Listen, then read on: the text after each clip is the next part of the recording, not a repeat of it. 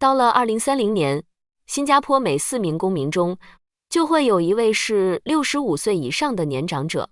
作为30多岁，正处于事业上升期的夹心层，你是否已经开始隐隐担忧父母未来的照护问题？大家好，欢迎来到本期频道，我是你们的政策信息速递员。面对日益沉重的家庭照护负担，以及未来肉眼可见的医疗开销，传统的机构化养老不仅成本高昂，更会让长辈产生一种被社会抛弃的剥离感。把父母送进偏远的疗养院，往往伴随着情感上的负罪感。但最近，圣路加乐龄关怀在榜鹅之家正式开幕，提供了201个床位。这不仅仅是一家新疗养院的落成，它其实是新加坡应对超级老龄化社会的一张关键底牌。今天我们就来聊聊新加坡政府到底是如何通过政策创新和空间重构，真正实现让长者在熟悉的祖屋社区里体面的居家养老。要真正看懂圣路加榜鹅之家的战略意义，我们必须先理清新加坡宏观养老政策的底层逻辑转向。根据新加坡统计局的数据，到了2024年，65岁以上人口的占比已经逼近 20%。面对这样庞大且不可逆的人口结构变化，如果我们继续沿用过去那种把养老院建在郊区，实行封闭式管理的机构化隔离模式，后果是非常可怕的。首先，国家的医疗资源和有限的土地规划根本无法承受。其次，脱离了熟悉的社区网络，长辈们的身心健康往往会加速衰退。因此，在卫生部更新版的2030年成功老龄化行动蓝图中，政府给出的解法非常明确，那就是 Aging in Place， 也就是我们常说的居家养老。这里的居家养老，绝不是让老人独自留在家中无人问津，而是要把专业的照护网络直接铺设到长者最熟悉的 HDB 祖屋区里。目前，政府正在全岛范围内全面推广活跃乐龄中心，也就是 AAC。 这并不是一句简单的口号，而是建屋发展局、卫生部以及社会及家庭发展部联合推动的一场空间革命。建屋局已经明确规划，未来每一个新建的市镇都必须在规划初期就预留出综合护理设施的位置。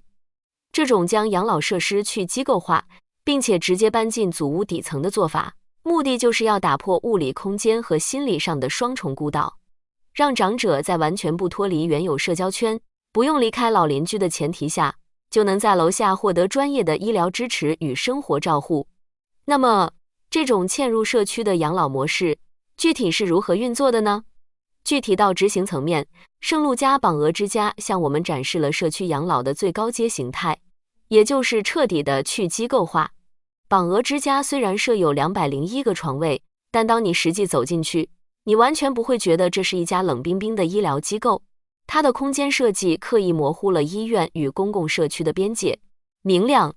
开放的无障碍活动区域，从视觉和动线上都在鼓励长者走出自己的房间，参与到社区的日常互动中去。比如，长者们可以在宽敞的公共区域进行专业的复健训练，或者参与艺术创作，而不是整天面对白色的病房墙壁。这里面更值得我们关注的政策考量是跨代共融的实际落地。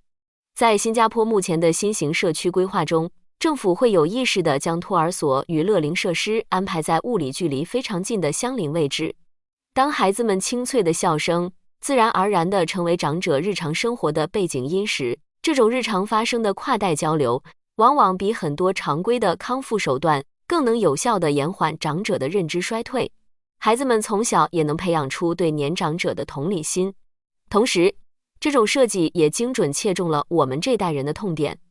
年轻的双薪父母可以在同一个地点顺路完成接送孩子和探望父母的任务，极大地降低了夹心层在多个地点之间奔波的时间与精力成本。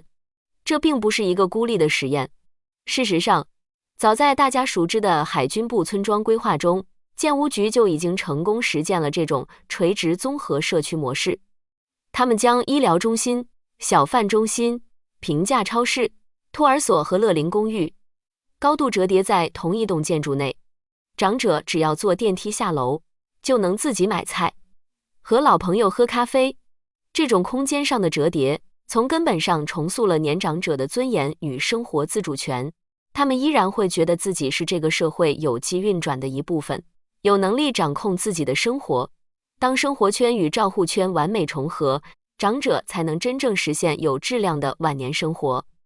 从温情的跨代共融画面，回到理性的政策与经济分析，应对老龄化海啸，如果只靠政府单方面发福利，包揽所有的养老开销，最终只会彻底压垮国家的公共财政。